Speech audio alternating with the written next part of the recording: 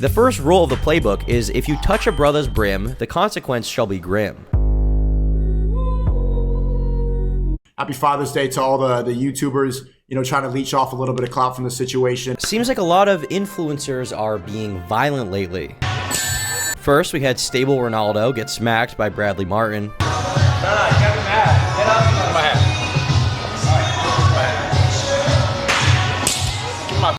Damn, actually? You know what they say, Ron? F around and find out. If we did this outside, I would have shot you. And now, longtime friend of the channel, Sneako, is involved in a very serious situation. But instead of being smacked, he was actually punched. Oh! I bet you my tooth. Oh yeah, your tooth.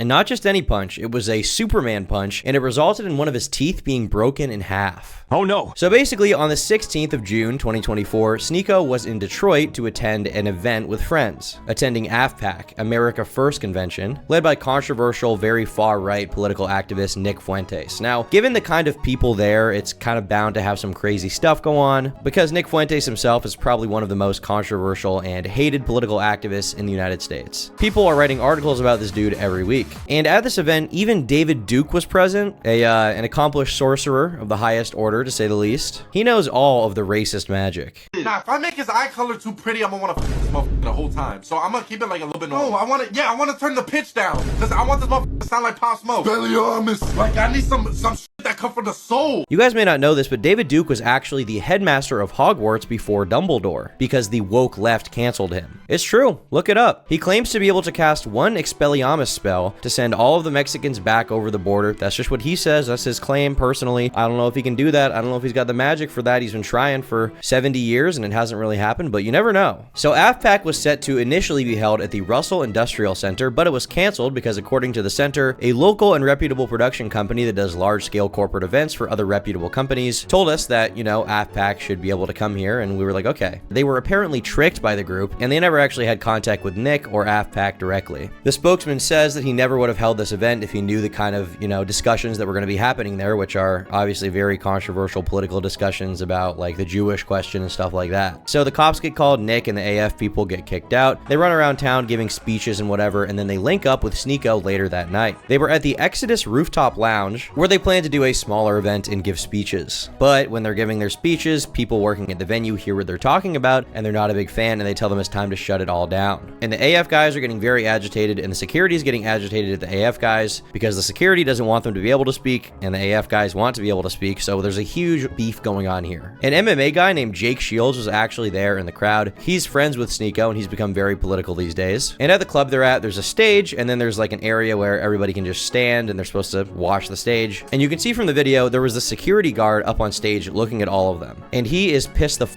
off at Sneako for some reason. He's absolutely livid.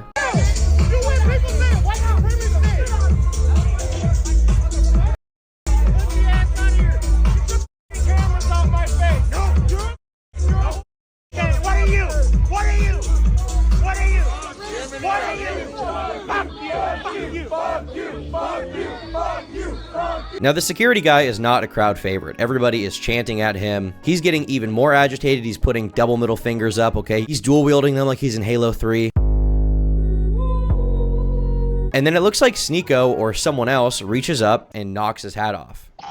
You can see the security guy, as soon as his hat gets knocked off, he looks right at Sneako. He locks eyes with Sneako for one solid second, and then he takes off. He literally takes off. His feet leave the fucking ground, and he is airborne. I got a Glock in my Rari. And his entire body travels forward in midair to deliver his fist right into Sneako's teeth. Fuck you, fuck you, fuck you, fuck you, fuck you, fuck you. I have never seen a punch that insane in my entire life. His entire body defied the laws of gravity to punch Sneako in the head. Who is this man? Why is he so good? Why is he violent in a way that I've personally never seen before? Should he even be allowed on the streets? Like, if he gets into an altercation with anyone, it's never gonna be a fair fight. I mean, this guy went fucking Markiplier mode.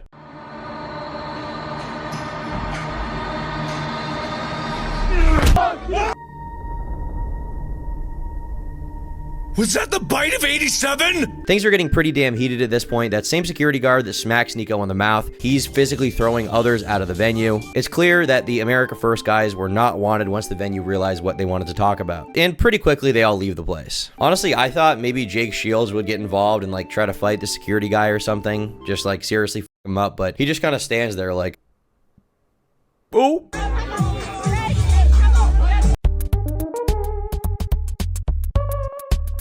And like I said, they all leave the venue right after this happened. And realistically, honestly, I don't really blame Jake Shields because in a situation like this, nothing good is going to come from fighting this dude. I mean, either you go to jail with him or you seriously get f***ed up or he seriously gets f***ed up. I mean, it's just not really a good situation to get involved in. Getting involved in a street fight, you might look cool for 5 seconds on Twitter, but then you're in fucking jail, right? I know Jake has a pretty good record in the UFC, but I don't think even he wants to fight this superhuman orc that just sliced Sneako's tooth in half with one punch with his pinky. There's just no way. It did initially appear that Sneako reported this to the police based on a video from after the fact as well, but Sneako himself claims he actually didn't report it and the cops instead were questioning him about what happened and he felt obligated to share details. And no, I didn't file a police report.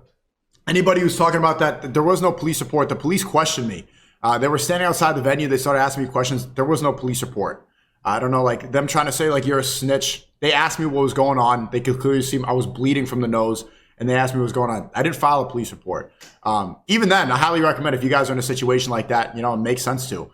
The venue, like, you know, paid security from the venue should not be doing that under any especially under those circumstances. But let me get into all that stuff. And you know, I would generally agree with him. But the main question for me is if Sneako provoked this guy or not. Did he instigate a fight? Was it actually him knocking off that dude's hat? Because I couldn't really tell from the video, honestly. I'm kind of retarded. I just can't tell. Fuck you, fuck you, fuck you, fuck you. That's right, that's right. I mean, when people saw that Bradley Martin smacked Stable Ronaldo. Y'all didn't see it, but I slapped him back. What a fucking Weasley little liar, dude. A lot of people didn't really feel bad for Ronaldo because one, he's the most talented singer of our generation. That payphone cover is fire.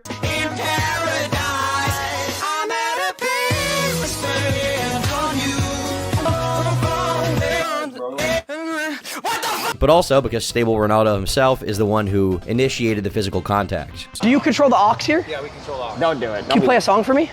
No. What song is it? Payphone?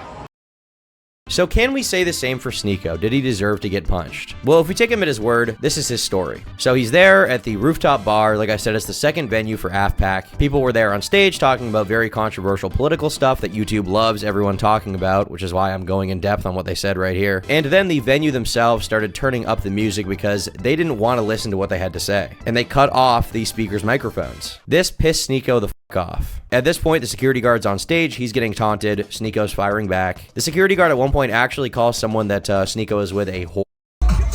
Cameras out my face. Okay, what are you? And Sneako starts taunting him, and he pulls off his hat, so he gets punched. X gon' give it to you. He was taunting, I taunted back. Like, did it provoke a Superman punch? Absolutely not. But when it gets to that point where it's so persecuted, you have to go from venue to venue, shut down, shut down, shut down. We go here, and they turn off the mic and they start playing degenerate Sexy Red music. Like, we're literally here to talk about the future of America. They start playing Sexy Red. I got pissed. At first, I was trying to figure out how to unplug the speaker because they were playing music instead of letting Nick have his speech. And so afterwards, like, he's taunting, he's flipping everybody off. And so I taunt back. And he was flicking people first. And then afterwards, he jumped down. He hit me in the face. I started laughing. I'm like, oh, like, I was kind of dazed. By the time I get up, like, the guy ran away. He ran to the back. He was working for the venue. He was security. And at the point I guess we were already supposed to leave. They weren't really clear about it because there weren't directions. But yeah, they said we had to go pretty much right after that. And he ran, like, as soon as I got hit, I'm like laughing, like, oh shit, this guy really jumped off the stage. I see him on the floor. He knocked himself down for the punch. I stayed standing. I mean, on one hand, was the security guard kind of being an asshole? Yes, he was. Should they have been allowed to speak at the venue that they paid for? I think personally, yeah. You know, I think ultimately it's up to the business. They're a private business. They can decide what they want to do. But at the same time, no matter how much you disagree with their message, no matter how much I disagree with their message, I think that they should be allowed to say their piece. But at the same time, I have to refer to the Brothers Hood playbook right here. Okay, you guys all know and love it. And written in the playbook, the first rule of the playbook is if you touch a brother's brim, the consequence shall be grim. This is not my rule. This is not something that I wanted to happen. This is just what the playbook says, okay? The book of Jaw, that's what they've decided. So when a Yakubian creation like Sneako is walking around popping brims, what do you think is gonna happen? You do what you gotta do. You go sicko mode even. Hello, bozo.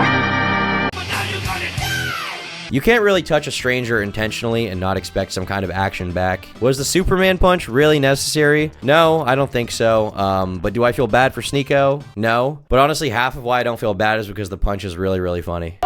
Weirdly enough, Sneako was recently unbanned from Twitch. Now, I think this is a good thing. I think Sneako should be allowed to speak his mind on Twitch and on YouTube, frankly. It was kind of a situation when he was banned where I wasn't surprised he was banned from those platforms, considering the crazy shit he was saying and doing. But at the same time, I support his right to say it. And I know I just talked about private businesses doing whatever the fuck they want. And on one hand, you know, I understand that argument, but at the same time, YouTube is so big, it's hardly a private business. Maybe on paper it is, but in practice, it's like a public utility. I think you should be able to say what you want. I'm just shocked considering how aggressive Twitch has been against certain people. It's weird to me that he's being allowed back on the platform. Maybe Twitch is cool with it. Maybe they like what he's got to say. I mean, they're letting Sean the Black on the platform after he called for the death of Destiny. And now they're like, okay, whatever, we'll bring Sneako back. We'll bring the Oh My Fauci guy back. Why not? Just goes out and just says the N-word, which is not a surprise because he said the N-word on stream with his own face. Can somebody just like, it would just be so easy to just, it will save, like, solve all of our problems. Like, we would have socialism now at this point, right? We would have socialism at this point if someone just went out of their way and it would be so easy. This is what happens when you don't kill every single slave owner after slavery. They have children, and their children have children's, and their children have children's, and then their children have accidents that should have ended up on a sock, and it becomes destiny. How funny is it that this guy is on Twitch with no repercussions? Denims is also on Twitch with no repercussions. Listen, I'll up the number, okay? 30K to anyone who'll make this dipshit disappear and make Eve's breasts bigger. Okay, you have to do both. And Destiny still doesn't know why he was banned. Yeah, it's crazy, but you know what? I'm the Glazer, I gotta defend it, okay? I gotta defend his actions. Let a white boy speak. But in conclusion, I'm glad that, you know, Sneako is back on Twitch, regardless of whatever happened. Hopefully by the time he's able to fire up a live stream there again, he still has any of the teeth needed to pronounce the name of the website he'll be streaming from, without spitting. Twitch.tv/Sneako Live. I've been Tom, thanks for watching, and I'll see you all in tomorrow's video. Goodbye.